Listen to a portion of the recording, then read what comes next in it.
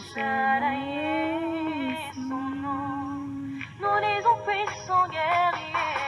Puissant guerrier. Oh, les chroniques. Shaddai est son nom. Nous disons puissant guerrier. Oh, merci Seigneur.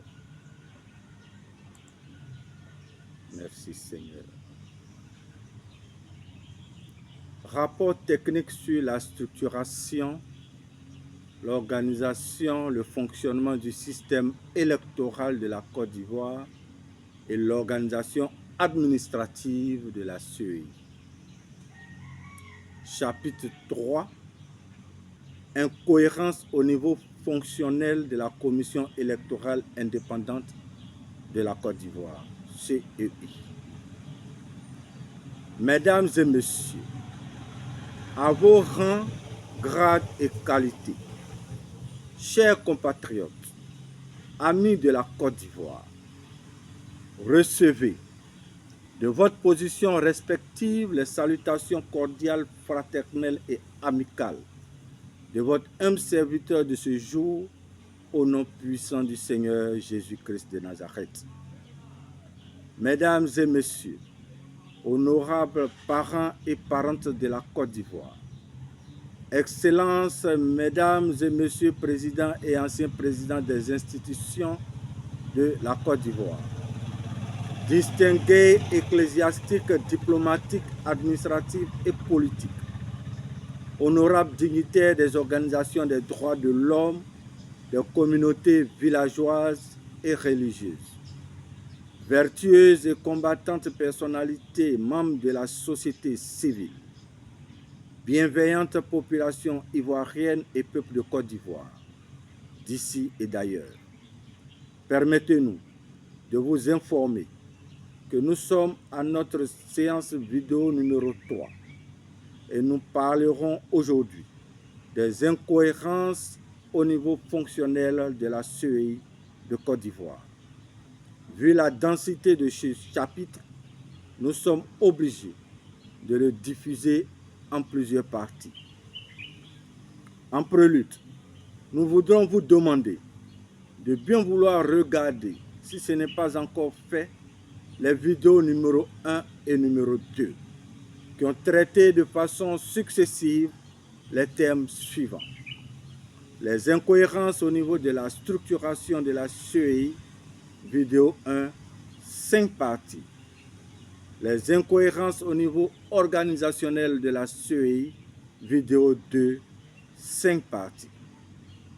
Cela vous permettra de vous faire de façon objective votre propre opinion sur cette importante institution qu'est la CEI. Dans cette vidéo numéro 3, de 18 parties, sous l'égide du Seigneur et au nom de COP International, il sera question de sujets non moins importants, des sujets révélateurs et fâcheux qui vous feront certainement découvrir tout ce qui se passe sur le terrain d'anormal au cours des opérations électorales dans notre pays, la Côte d'Ivoire. Et par conséquent, vous montrer la laideur du système fonctionnel de la CEI, si nous pouvons nous exprimer ainsi. Avec votre permission, il nous sied de nous présenter.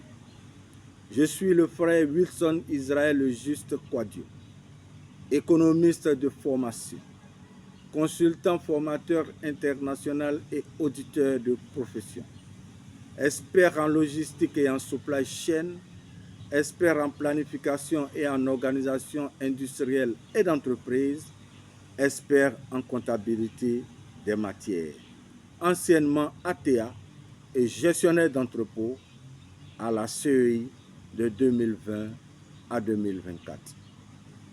Ainsi est révélé donc, le fonctionnement de la CEI n'est que la conséquence de sa conception, donc de sa structuration et l'organisation subséquente mise en place pour favoriser le candidat ou les candidats dont le parti politique ou les représentants sont majoritaires à la commission centrale et à la présidence des commissions locales.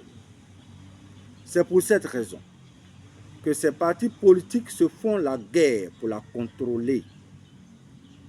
Il est important de vous informer, très chers frères et sœurs, amis de la Côte d'Ivoire, mesdames et messieurs de la société civile, mesdames et messieurs membres des partis politiques, mesdames et messieurs membres de la commission centrale et des agents de la CEI, la diaspora ivoirienne et pour terminer la communauté internationale, qu'en ma qualité d'expert en planification et en organisation industrielle et d'entreprise, des 3 compartiments du système électoral ivoirien, le fonctionnement est le plus déterminant. Car, nonobstant les incohérences et dysfonctionnements révélés au niveau de la structuration et l'organisation de la CEI, l'on pouvait et l'on peut, de par le système fonctionnel, corriger tout cela et organiser des élections propres en Côte d'Ivoire. En d'autres termes, nous voulons vous faire comprendre de façon claire et sans ambiguïté que les batailles pour l'impartialité au sein de la CEI, le changement de sa structuration et même des hommes pour voir la CEI transformée ne sont pas aussi nécessaires et importants que le changement radical à 360 degrés de son système de fonctionnement. Merci et à tout à l'heure pour la deuxième partie.